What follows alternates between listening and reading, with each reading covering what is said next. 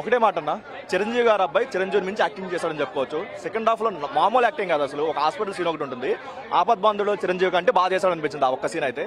And main positive ఏంటంటే ఆయన body transformation అయినా, ఆయన ఎనర్జీ అయినా సరే మొత్తం తన భుజాల మీద నడిపించడం మొత్తం సినిమా మొత్తం. అండ్ మెయిన్ పాజిటివ్ ఏంటంటే ఏఆర్ రామ్ గారి బీజియం. ట్రైలర్లో కొంచెం నెగిటివ్ టాక్ వచ్చినా సరే మూవీలో మాత్రం మామూలుగా ఇవ్వలేదు. తన ఇంట్రడక్షన్ సాంగ్ అయినా లేదంటే 2 సాంగ్స్ అయినా సరే చాలా బాగా అనిపించాయి స్క్రీన్ మీద చూసేటప్పుడు.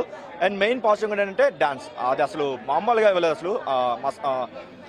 కుస్తీ సాంగ్ అయినా సరే లేదంటే చిక్రీ సాంగ్ అయినా సరే చాలా బాగా అనిపించింది. బట్ ఓన్లీ డ్రాబ్యాక్ ఏదో ఉందంటే హీరోయిన్ ట్రాక్, అదొకటి మరీ బోకెస్టర్ ట్రాక్ లా అనిపించింది. అది కాకుండా సెకండ్ హాఫ్ లో హీరోయిన్ మాత్రం పడిన ఒక సీన్ అయినా సరే చాలా మంచి సీన్ పడింది, చాలా బాగా అనిపించింది.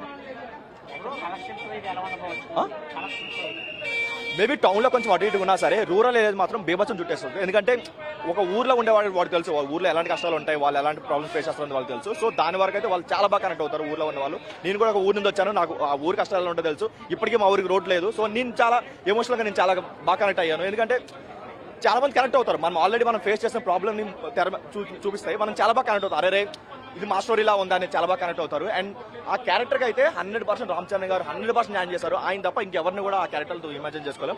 ఎక్స్ట్రాడనరీగా యాక్ట్ చేశారన్న.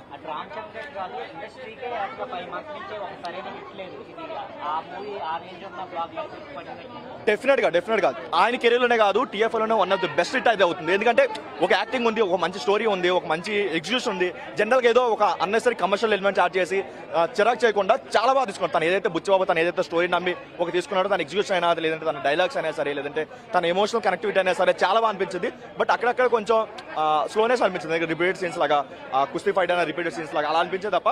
బట్ ఓవరాల్గా చాలా బాగుందన్న. సో బ్లాక్ బస్టర్ అని కాదు, డబుల్ బ్లాక్ బస్టర్ అని చెప్పుకోవచ్చు.